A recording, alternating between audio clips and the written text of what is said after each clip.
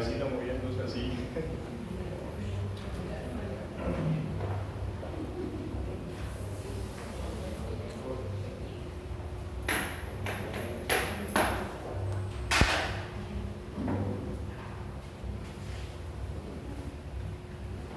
Hermanos, buenas noches. Continuando con nuestra serie de sermones en el libro de Primera de Timoteo, me corresponde a mí en esta noche hablarles acerca del capítulo 6, versículos del 1 al 2. Le he puesto por título a esta reflexión, a este mensaje de Primera de Timoteo 6, 1, 2, siervos y amos. Voy a leer lo que dice el versículo 1 y 2, en el nombre del Padre, del Hijo y del Espíritu Santo. Dice la palabra de Dios: todos los que están bajo el yugo de esclavitud tengan a sus amos por dignos de todo honor, para que no sea blasfemado el nombre de Dios y la doctrina. Y los que tienen amos creyentes no los tengan en menos por ser hermanos, sino sírvanles mejor, por cuanto son creyentes y amados los que se benefician de su buen servicio. Esto enseña y exhorta. Señor, te damos gracias por tu santa palabra. Que tu Espíritu Santo, Señor, traiga entendimiento y luz para que nosotros podamos guardar y meditar tu palabra. Te lo pedimos, Señor, en el nombre de tu Hijo amado Jesús. Amén. Hermanos, con este capítulo ya vamos finalizando entonces nuestra serie de sermones en la carta de Primera de Timoteo. Y en el día de hoy tenemos dos cortos versículos. Versículo número 1 y versículo número 2. En los últimos capítulos, Pablo ha estado advirtiendo a Timoteo de cómo debe conducirse a sí mismo y cómo debe tratar con diferentes grupos en la iglesia. Hay alrededor de una serie de 15 mandamientos, más o menos, que Pablo le está dando a Timoteo acerca de cómo debe tratar a los ancianos. Con respecto a esto le dice que a los ancianos como a padres, a las ancianas como a madres, a los jóvenes como hermanos, a las jóvenes como hermanas en toda pureza. También le dice Pablo a Timoteo que Timoteo no debía señorearse en su autoridad sobre la congregación, sino que Timoteo debía ser ejemplo de Cristo en su pastoreo a la iglesia de Éfesos. Él debía velar por las viudas de la congregación. Y en relación a esto, Pablo dice que las viudas que tenían hijos o nietos debían ser los hijos o los nietos que debían apoyar o ayudar a las viudas en su familia. Y esto era una oportunidad para los hijos o nietos de mostrar a las viudas de la familia la piedad y la justicia de Cristo. Por otro lado, las viudas que no tienen familia, dice Pablo a Timoteo, que debían ser apoyadas por la iglesia. Pablo no quería que las viudas jóvenes se involucraran en problemas. Pablo también instruye a Timoteo para que tenga cuidado de su conducta frente a los ancianos de la iglesia. Dice que aquellos que predican y gobiernan en la congregación deben ser dignos de doble honor. En otras palabras, respeto, sumisión y ayuda financiera, así como los levitas en el Antiguo Testamento. Pablo, cuando habla acerca de los ancianos, le dice a Timoteo que no debe admitir cargos o señalamientos contra un anciano a menos que sea a través de 2 o más testigos. Por supuesto que si un anciano era hallado culpable, él debía ser reprendido públicamente. En todas estas cosas, Pablo está señalando cosas importantes para la iglesia y para Timoteo. Pablo le estaba mostrando el misterio de la piedad. ¿Y cuál era el misterio de la piedad? De acuerdo a lo que leímos en 1 de Timoteo 3, dice 1 de Timoteo 3, e indiscutiblemente grande es el misterio de la piedad. Dios fue manifestado en carne, justificado en el Espíritu, visto de los ángeles, predicado a los gentiles, creído en el mundo, recibido arriba en gloria. Este misterio de la piedad debía manifestarse en la vida de la iglesia. Y este misterio de la piedad era la vida de Jesús por el poder del Espíritu Santo que debía manifestarse en el pastoreo y el ministerio de Timoteo y también en la iglesia de Éfesos. Por otro lado, Pablo, y esto lo vemos en 1 Timoteo 4, cuando Pablo dice, pero el Espíritu dice claramente que en los postreros tiempos algunos apostatarán de la fe escuchando espíritus engañadores y a doctrinas de demonios. Pablo estaba alerta acerca de la segunda venida, de la nueva creación, de los cielos nuevos y de la tierra nueva. Estos cielos nuevos y esta tierra nueva de alguna manera ya habían iniciado en el mundo y que el cielo de Dios estaba presente en y a través de la iglesia. Esto significa que el pueblo de Dios no solo debe exhibir la ética de los cielos, sino también que deben estar alerta acerca del regreso de Cristo o del inminente regreso de Cristo, que puede venir en cualquier momento. En otras palabras, ¿qué tiempo era? El tiempo era el tiempo de que la venida de Cristo estaba cerca. Es el tiempo en que la nueva creación ha empezado. El tiempo para que la ética del cielo se manifieste en el pueblo de Dios, no la conducta pecaminosa del mundo caído o que veremos de los apóstatas. Entonces, en este sentido, el pueblo de Dios debe vivir de una manera que refleje la conciencia del regreso inminente de Cristo. Pablo ha abordado esto acerca del inminente regreso de Cristo en relación a la conducta del pastor, anciano, de los y las jóvenes de la iglesia. Y ahora, como acabamos de leer en 1 Timoteo 6, Pablo dirige su atención a un último grupo, y esa es la conducta de los esclavos cristianos. Nosotros podemos pensar en este siglo que esta clase de mensajes no tiene ninguna aplicación para nosotros, porque podríamos pensar que no hay esclavitud. Pero lo cierto es que hay lugares del mundo en donde aún hay esclavitud, y el mensaje que da el apóstol sería muy relevante en esos países. Pero también, para nosotros, si miramos profundamente en el texto, si leemos atentamente en el texto, hay una verdad que es muy importante para la iglesia en el día de hoy. Pablo aborda este pasaje a través de dos tipos de situaciones. La primera, que es la del versículo 1, él se refiere a los esclavos que tenían un maestro incrédulo o un amo incrédulo. Y la segunda situación que Pablo aborda eran los esclavos cristianos que tenían un maestro creyente. Y esos serán nuestros dos puntos para meditar. Versículo 1 dice, todos los que están bajo el yugo de la esclavitud, tengan a sus amos por dignos de todo honor para que no sea blasfemado el nombre de Dios y la doctrina. Había esclavos, siervos en la iglesia de Éfesos que al parecer, y de esto nos podemos dar cuenta por el versículo 2, que creían que su nueva libertad en Cristo les daba licencia para ignorar la autoridad de sus amos terrenales. Y lo veremos más adelante cuando leamos el versículo 2. Pero por ahora vemos que Pablo le dice a estos esclavos que deben tratar a sus amos terrenales con todo honor. ¿Y qué quiere decir Pablo con esa palabra honor?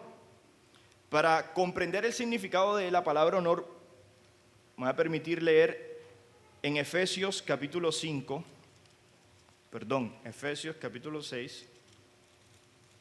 versículo 5 en adelante.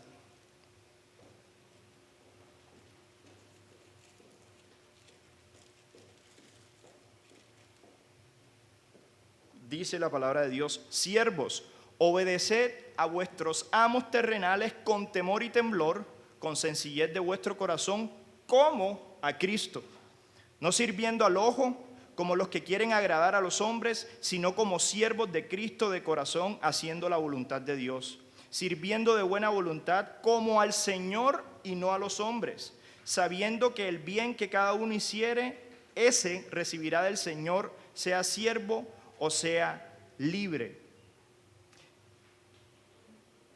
Miremos la relación que el apóstol Pablo establece aquí en esta sección de Efesios. Dice Pablo, ustedes tienen un amo terrenal, pero ustedes también tienen un Señor o un amo celestial. Y ustedes en última no están sirviendo a su amo, patrón o jefe terrenal, ustedes están sirviendo, ya sea el amo creyente o no, al Señor, al amo celestial. En este sentido, el propósito era recordarles, en últimas, ustedes a quién sirven realmente. No servimos o no servían a un amo terrenal, sino al amo y Señor celestial. Para los esclavos que llevaban la marca de Cristo, no era su reputación la que estaba en entredicho, sino la de Cristo, el nombre del Señor. Y es por eso que Pablo dice lo que dice en la parte final del verso 1 de Primera de Timoteo. Dice, para que no sea blasfemado el nombre de Dios y la doctrina. Aquí Pablo hace eco de unas palabras que dice el profeta Isaías en el capítulo 52:5, cuando el pueblo es llevado al exilio. Ellos habían sido llevados al exilio porque blasfemaron el nombre del Señor entre los gentiles y los incrédulos. Y aquí tenemos a Pablo diciendo, ustedes esclavos, no deshonren el nombre de Cristo entre los no creyentes. El propósito de ellos es traer gloria y honor al nombre del Señor por su conducta. Pensemos en José, por ejemplo. ¿Cuál era la razón para trabajar diligentemente en José cuando estaba en la casa de Potifar, luego cuando es llevado como preso en Egipto? ¿Cuál era la razón de honrar a sus captores? ¿Por qué, a pesar de que fue acusado injustamente, José continuaba trabajando duro y diligentemente por la esposa de Potifar? Recordemos esa escena cuando la esposa de Potifar tienta a José. ¿Qué es lo que dirige la ética y la conducta de José? ¿Ustedes recuerdan qué fue lo que le dijo José a la esposa de Potifar? Él no le dijo a la esposa de Potifar, mira, yo no puedo hacer eso porque eso es pecado y me va a meter en problemas. Él dice que eso que él haría, si él se da la propuesta de la esposa de Potifar, traería mal y afrenta a su amo. Y como vimos en últimas, eso va a ser un pecado en contra de Dios. Eso nos muestra a quién servía José. José vivía corandeo. Todo lo que hacía, lo hacía para el Señor, no para las personas alrededor de él. ¿Cuántos de nosotros en situaciones similares diríamos, yo no voy a trabajar para ese tipo? Yo no soy un esclavo. ¿Por qué voy a aumentar sus riquezas? Pero cuando vemos a José aún en prisión ante las falsas acusaciones, no lo vemos renegando. El nombre de Dios no fue deshonrado entre los egipcios. Y ese es el punto que Pablo está diciéndole a los esclavos creyentes que tienen amos incrédulos. No permitan que su conducta o su mala conducta deshonre el nombre del Señor entre sus amos incrédulos. La segunda situación que el apóstol Pablo aborda, versículo 2, dice, y los que tienen amos creyentes no los tengan en menos por ser hermanos, sino sírvanles mejor, por cuanto son creyentes y amados los que se benefician de su buen servicio. Esto enseña y exhorta. Si leemos, como decía al principio, entre líneas, podemos entender cuál es la preocupación del apóstol Pablo. Estos esclavos cristianos parece que habían malentendido la naturaleza de su libertad en Cristo. Es cierto que a través de la redención nosotros somos libres de la esclavitud del pecado, del dominio de Satanás. Somos espiritualmente libres de los efectos de la muerte y en este sentido nos convertimos, una vez siendo libres de la esclavitud, nos convertimos entonces en siervos y esclavos de Cristo. En un sentido somos libres de todos los hombres, pero somos esclavos de Cristo. Toda persona que es redimida por Cristo es igual ante los ojos de Dios, lo dice el apóstol Pablo. Es muy probable que los siervos o esclavos en la iglesia de Éfeso escucharon estas verdades, pero ellos abusaron de esas verdades de su libertad en Cristo. Ellos probablemente pensaron, ya que en Cristo no hay esclavo ni libre, ¿por qué debo respetar a mi amo? ¿Por qué debo honrar a mi amo? Creyente o no, ¿por qué? Es cierto que en Cristo todos somos iguales. Pero lo que habían olvidado los siervos de la iglesia de Éfesos es que el Cristo que nos liberó del poder de Satanás y la muerte, aún después de librarnos del poder de la muerte y de Satanás, permite que vivamos en este mundo. Y Él permite esas estructuras sociales en las que tenemos obligaciones y responsabilidades. Somos redimidos en Cristo de la esclavitud, pero en Cristo las esposas deben sujetarse a sus maridos. Somos redimidos en Cristo, pero en Cristo los hijos deben obedecer a sus padres. O imagínese que su hijo le dice: papi, te lo voy a decir en el amor de Cristo, ya yo no soy esclavo ni libre, porque en Cristo ya no hay hombre o mujer, así que no tengo que arreglar la cama o no tengo que recoger los juguetes. Eso sería ridículo.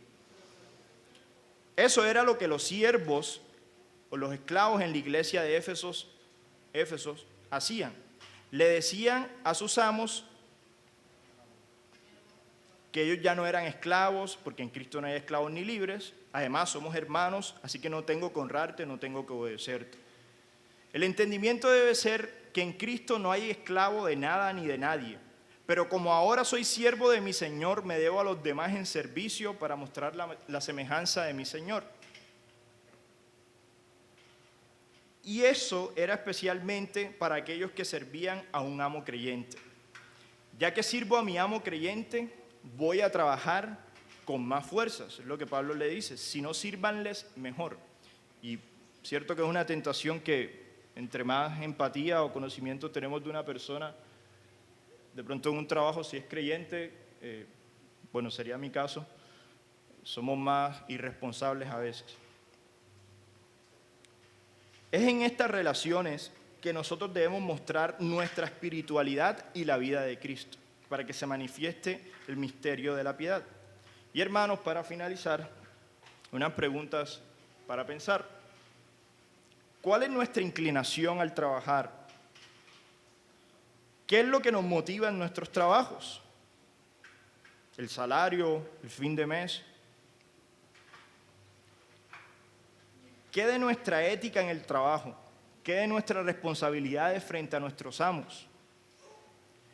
¿Vemos nuestros oficios para mostrar y para hacer luz de Cristo? Alguna vez, desde esas imágenes que están por redes sociales, como una especie de meme, decían: ¿dónde está la iglesia? Entonces, eran personas en diferentes oficios y trabajos. Nosotros, como iglesia, llevamos el reino de Dios a través de nuestros oficios y somos sal y luz, evangelizamos en nuestros oficios donde Dios nos ha puesto, en nuestros trabajos. Y debemos ver nuestros oficios de cara a Dios, ¿cierto? Que Dios sea honrado en medio de nuestros oficios y que nuestra conducta no traiga deshonra al nombre del Señor en nuestros trabajos. Creo que todos en algún punto hemos escuchado o hemos dicho o nos han dicho: ¿y eso qué es cristiano? ¿Y eso qué es cristiano? Más allá de como si demandara mucho eso, el punto es que en ocasiones hemos traído deshonra por nuestra conducta en nuestros trabajos al nombre del Señor. Señor, aplica estas verdades a nuestros corazones, permite que nosotros seamos sal y luz, que nosotros podamos ser embajadores de tu reino, Señor, a donde tú nos has puesto en nuestros trabajos, y que la luz de Jesucristo, Señor, brille, que los hombres vean nuestras buenas obras para que te glorifiquen a ti. Te pedimos esto, Señor, con la ayuda de tu Santo Espíritu. Amén.